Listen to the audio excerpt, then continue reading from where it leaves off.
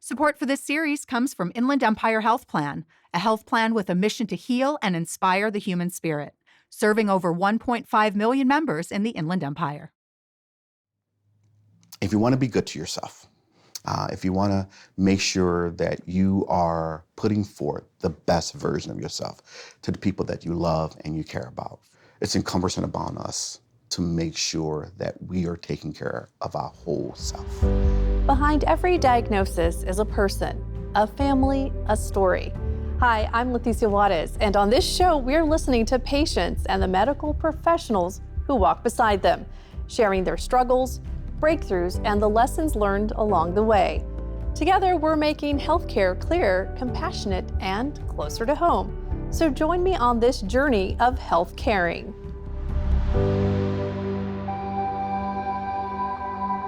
Today's episode takes a closer look at mental health and why it matters more than ever. I'll be speaking with behavioral health experts, people sharing their own journeys in therapy, and wellness advocate and musician Abby Carter. Together, they'll help us explore what it really means to care for our minds and ourselves. Hi, I'm Carl Wilson. I have a doctorate in behavioral health. I am a licensed professional counselor on marriages, family, substance abuse, anger management, depression, anxiety, and trauma, particularly battle trauma and military sexual assault. So I'm guessing you do a lot with veterans. Yes, we do. What is mental health and why is it so important? We like to talk about physical health. You know, we're really big on making sure you go get that annual physical exam every year. But what we know is that in order to really be healthy, we can't just focus on the physical. So you think of the aspects of a man. There's a physical aspect of a man. There is a social aspect of a man. There is a mental or emotional aspect of a man. And there also is a spiritual aspect of a man. So really we have to address all four components to really be what we call well-balanced in life. When one of those are off, then you find people typically have struggles in their life. Sylvia Sammy, a behavioral health therapist serving the Temecula region, agrees. My expertise or my niche is trauma. So that's like the foundation, but a lot of areas kind of stem away from that, like anxiety, depression, marital issues. So all that is under what I do. And I feel like in having a conversation with someone like you, it's kind of someone who doesn't know you, who doesn't come with the biases. They come to you and they can have a fresh pair of eyes that can look at them and say, let's work on who you are as an individual. When we talk about why is it important to go in and talk to someone who's doing it as a job, right, rather than your girlfriend or your neighbor, we see things from a different perspective in terms of, okay, we have things that we're working with, and there's a need that you have, and we're going to get to that need. Let me take down all the noise, right, bring down all the chaos that's around, and put kind of the choices for you in a way where you can make an educated decision rather than just reactive decision. So understanding yourself a little bit better in order for you to say, okay, I can do this for myself. There's no way possible for you to be okay 24 hours a day, 7 days a week, 365 days a year. There's just no way possible. Yeah, so you need to have somebody in your life, you know, who you can talk to. And mental health is really designed to help you sort of see yourself from an objective point of view.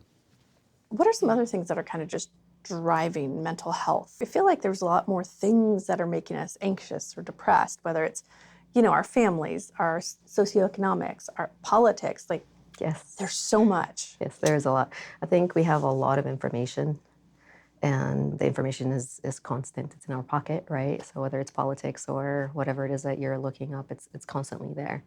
And that causes us to just be on a different level of anxiety. I mean, if we're looking in the last 20 years, right, at least from my perspective as doing this, in the last 10 years, there's been a significant increase in anxiety and depression in adolescents. There's a correlation between social media and anxiety and depression. Just because the more that you're on those things and the more information that you have, it just makes you more anxious because it makes you feel like you're supposed to be somewhere that you're not. When we talk about social media, we are seeing this rise again in depression, self-image, self-esteem. And there really needs to be a balance, though. You know, I always tell parents, we don't want to just take that away because it's their their way of communicating with the world. It's their attachment to the world. And so we don't want to just come down hard and just snatch that away, but we do want to help people really find a balance, especially kids, because their brains are still developing. If we just take a step back and look at it, we're all human and we go through the same things, right? Regardless of your gender, your ethnicity, your cultural background, we have the same developmental stages that we run through. I'm a big promoter of having mental health in schools, right? Like, why don't we have some classes and teach people what anxiety is? Hey, you know what? You're having a panic attack. You're not going to die. It's okay. We'll figure it out, right? So, but I think as humanity, we do tend to oscillate between extremes. So we went from shameful and don't talk about it to, in the last, I want to say, about 7 years of my practice, it's become more of an identity, right? So people are more identifying with symptoms rather than saying, I have this, I am this. We still have an issue, right? We don't, when something is an identity, well, what are we gonna do about it, right? I don't wanna change you as a person, but if something is a struggle and we're working with it, then it's a different perspective. Why is it that kids of this generation are experiencing more of this anxiety and depression? We've not done a good job with distress tolerance for our younger generations. And distress tolerance is important because you need to hear the word no. Not everybody needs a trophy because they participated. And when we don't do that, and then you do hear no for the first time, if we don't have good coping skills to help insulate us with those distressing events, you just find people typically emotionally, they collapse. Emotionally, they collapse. And from there, if it's not treated early enough, your brain can become your worst enemy for you. And so I think we have a high number of people today in America with depression and anxiety any other time, is because, again, we're doing it now, but it's not always been at the forefront of mental health care, accessing it, being able to call somebody on telephone or do it by email or by telehealth. Do you see that really kind of helping with getting people to be more comfortable if they're, say, at home in their own setting and then talking to someone? Yes, absolutely. There are pros and cons to accessing care through telehealth. Of course, we'd rather you do telehealth than not do anything at all. So if you're more comfortable with doing it from home, then stay at home and do it. I will say that we really want to be able to see you. That's probably the most effective way for treatment. But again, when you have people who live far away in rural areas, lots of working adults, they love telehealth. They want to do telehealth. It's convenient for them to do it in their car, during lunchtime. During they lunch can go break, out and yeah. get their appointment in. Yeah. Yeah.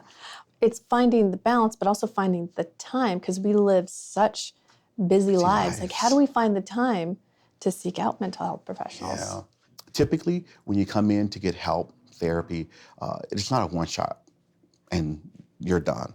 It is over the lifespan. And so it's okay if new issues develop later on, all right? We still want you to be able to come back in again if something like that happens. There's a trend today to get out there and to make sure that people are having early screening, early treatment as much as possible. Andreas is someone who found therapy as a young adult.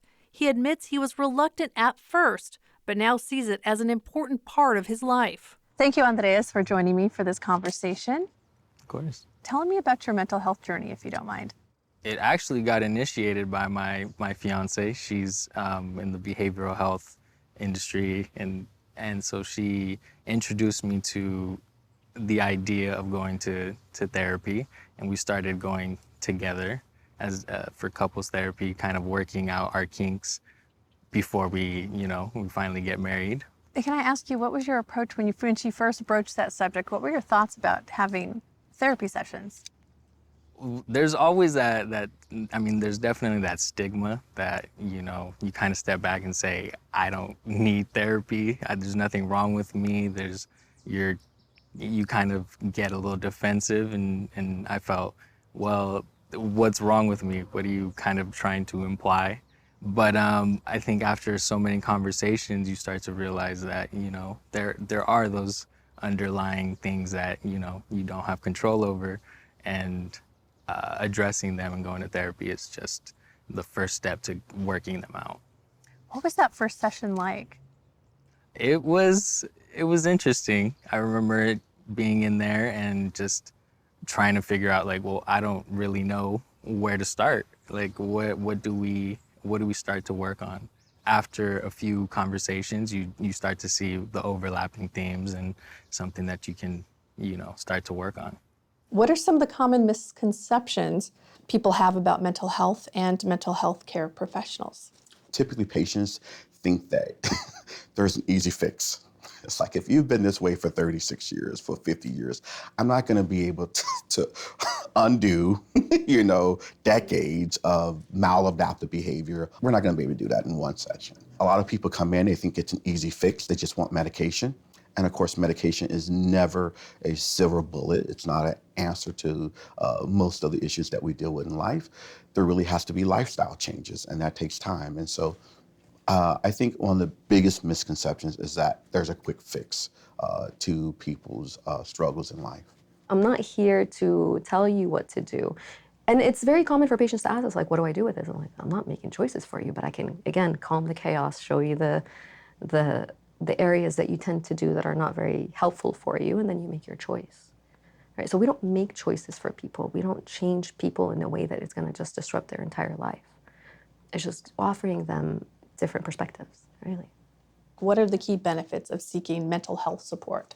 Making sure that all aspects of ourself are being taken care of, everything from physical, mental, spiritual, and social. And so I think that when we talk about making sure that people are taken care of, we have to make sure that we address all those aspects of life to really find that balance. And it's difficult for most of us. Even I have a difficult time with finding that balance, but it's something that I think that we're all on a mission to really try to do.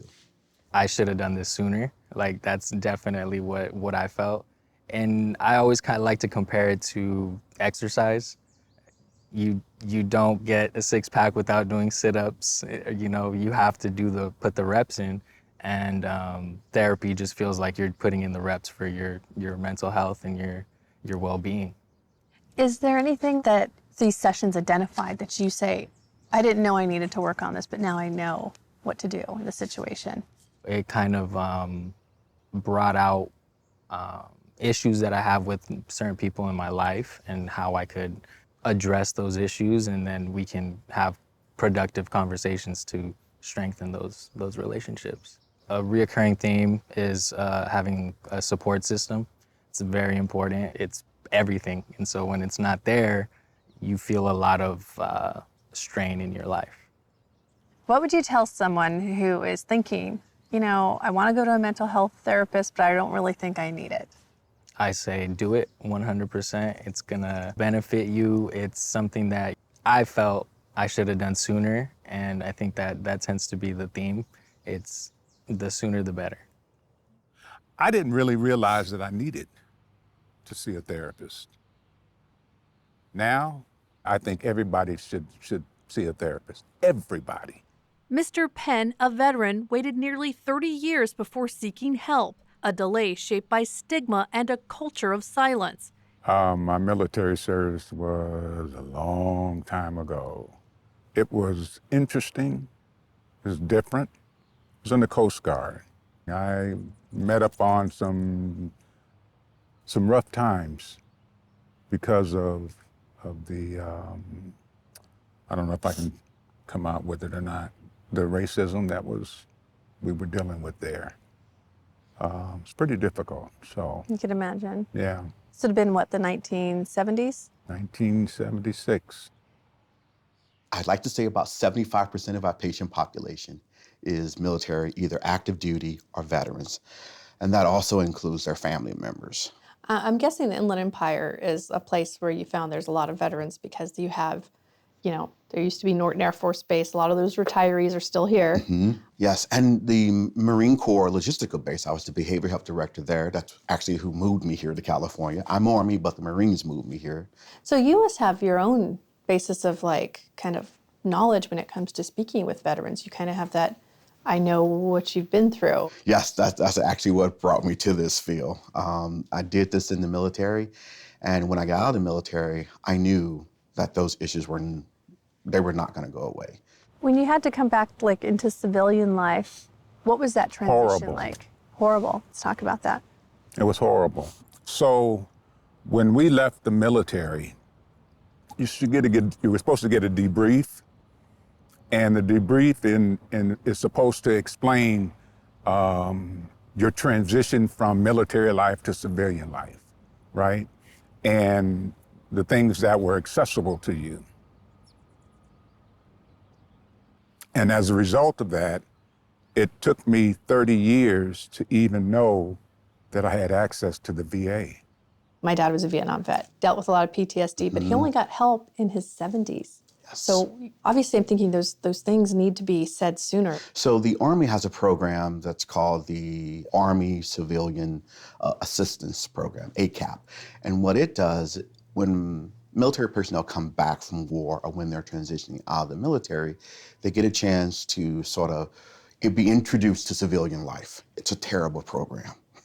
You get about 3 weeks of learning how to write a resume, and then they kick you out of the military is what they do. You are not prepared, especially if you're a combat veteran. And so we know that when you join the military, you're trained to really operate with the fight, flight, or freeze, the amygdala in overdrive. But what we don't do is we don't teach you how to turn that off and reset that to its normal baseline when we introduce you back into the civilian life. It's not until they retire, they're no longer working, and they're having to sit home with their own thoughts through all of those issues begin to surface. Dr. Wilson was the first therapist that I went to. And at this point, the only one. Dr. Wilson, he served at a different time than you, but you still had that shared experience. Oh, absolutely. I don't care what time you served, you still share that experience. I just felt more comfortable talking to someone that I felt can identify with me. Mm-hmm. So how did you come to mental health care? How did you come to getting therapy? I would say someone your age probably would not be so open to it. And you're right. I wish I would have started 30 years ago. You know, I would probably be in a much better place. But during that time, you know, you're a young man, a young African-American man, and that's a stigma. Why? Because we think mental health is attributed to something wrong with you. The appearance is that you're weak. Therapy helps you take those peels off and find out why we are so that we can be a better person. My dad is 78. He just started therapy in his 70s. And like you, I'm 66. I just started you wish you would in have my started early sooner. 60s. So right? it's never too late. I don't think it is, right? Because why? We're still alive, right? We're on this side of the flowers. Make the best of it. How do you make the best of it? You know, by seeking help. And the help is available.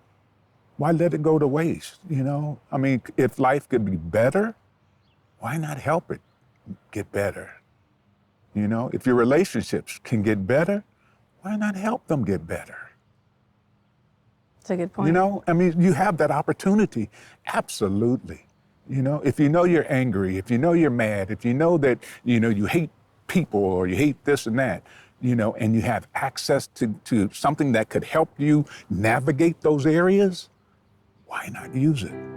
After talking to Mr. Penn, it's clear the progress he's made will create positive ripples throughout his life and his grandson, Adrian. It's vital for all of us to show our younger generation their mental health is important and their feelings are valid. Someone who knows that very well is recent American Idol winner and wellness advocate Abby Carter. What inspired you to speak out about mental health? Honestly, I think there's just such a big stigma around it. And I think that being in my position where I was even just 2 years ago, looking at people who had platforms in sort of the music business or in the acting business, anybody who was kind of put on a celebrity pedestal, I guess, it just seemed like their lives were so perfect and they were much more polished human beings than us small folk were. So it felt kind of hard to relate. So when I got into the position of being somebody that might be considered in that crowd, it kind of felt important to me to remind people like me that it's okay to not be okay, and everybody experiences those same kind of things. Now, you said one of the people that helped you to push you into therapy was your mom. That's true, yeah, it's true.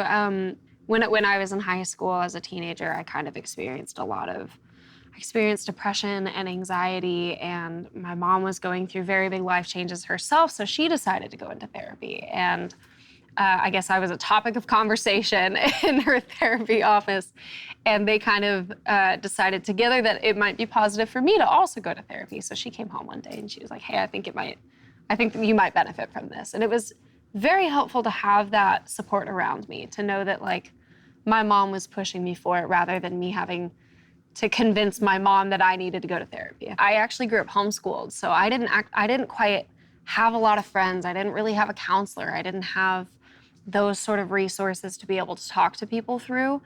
And I had to like rely heavily on the people who were really close to me, the small amount of people that were really close to me, and to find resources through like my healthcare. And that was kind of helpful to get me on the track that I needed to be on. During this period, is this when you started to journal and put your thoughts down? A little bit. I think at the time, my songs were definitely much more juvenile than they are now. But it did kind of help me just kind of pour myself into music in general and learn how to be passionate about something. And that passion was very helpful in pulling me out of how I was feeling at the time, because it felt like I had something to care about. I had something to channel all my energy into rather than thinking about all the negative in life. I know that some people might be afraid to get mental health because there's misconceptions. What is the biggest misconception in your opinion? I think that the biggest misconception throughout mental health might just be that there's something wrong with you. And I would urge people to understand that there is nothing that is wrong with you if you are experiencing depression or anxiety or whatever it is that you might be feeling is impacting your mental health. Going to seek help in that area doesn't mean that you're not strong enough. It just means that you are strong enough to recognize what you need help in. We do hear a lot about social media and its impact on people of your generation. Absolutely. How do you feel that mental health and social media are kind of coming against each other? So I think there's two sides to the coin. I think that my immediate reaction is that they are a terrible match and that social media can absolutely destroy somebody's perspective. It makes it really easy to compare yourself to people who are only ever putting their best foot forward. I mean, we have filters nowadays and we have effects on videos that can change how your body looks. It can give you more of an hourglass figure. It can make your lips fuller. It can give you longer hair. And I think it destroys the image of what the average person is supposed to look like and how they're supposed to feel. So you're constantly striving for something, for your life to look a certain way when it's fake anyway, what people are putting forward. So there's that. But then there's the other side where I do think that because of social media and because of this outreach, things like mental health have started to become destigmatized because it gives everybody the ability to have a platform to be able to talk about it. That being said, I would still say that I hate social media. So I wanted to ask you, you're at this point where your career is taking off and you're getting a lot of notice, and that comes with a lot of work, a lot of hard work. Mm-hmm. How are you dealing with it in your day-to-day life? It's overwhelming for sure. It's definitely overwhelming to be in a new city every month. That since I've come off the show, it's been almost a year now, and I haven't gone a single month without having to fly somewhere. I just try to make sure to have time to check in with myself, I guess. I think I try to give myself days where the entire day I do absolutely nothing. I don't change out of my pajamas, and I just rot on my couch. And for me, that's helpful for me. And it's not glamorous, but it's what keeps me feeling okay at the end of the day. What would you say to someone who's looking at you and sees like, wow, you come from the Inland Empire, you're just, and here you are following your dreams, like, I want to do that too. And how would you, whatever their dream is, how would you talk to this person if they are dealing with some sort of depression or anxiety? Obviously, I'm not going to be the most qualified person to be able to talk to everybody on such a broad spectrum. I would just urge them to keep looking forward rather than looking at where you're at. Like when you go into an interview, they say dress for the job you want, not the job that you have. I think that it's important to kind of reframe your mindset to try and be the person you want to be rather than maybe the person you feel like you are. It's very easy to focus on everything bad that's happening. It's very accessible to think about that nowadays. And I think that in doing so, it's often easy to forget all of the positive that you have in your life. I got to go home yesterday to my family, and I sat in my backyard and I just like felt the sun, and I sat in the shade, and it was I felt very grounded in the moment. And where I live in LA now, and it's never quiet, and you can't just go outside and lay on some grass or something like that. So I think that it helped me a little bit to remember what I was grateful for. Well, I will say this, it's been a pleasure speaking with you, and I really appreciate you coming on this program with us, and your mental health platform is gonna do so many good things out there. Thank you so much. Thank you for having me. Mental health isn't just about treating a crisis, it's about caring for the whole self. Carl Wilson reminds us it's not possible to be well all the time, which is why having someone to talk to matters. And Sylvia Sammy says a therapist brings an objective point of view, helping us to see options we might miss. The takeaway is clear. Therapy isn't weakness, it's strength. You don't have to be broken to seek help, and it's never too late to start.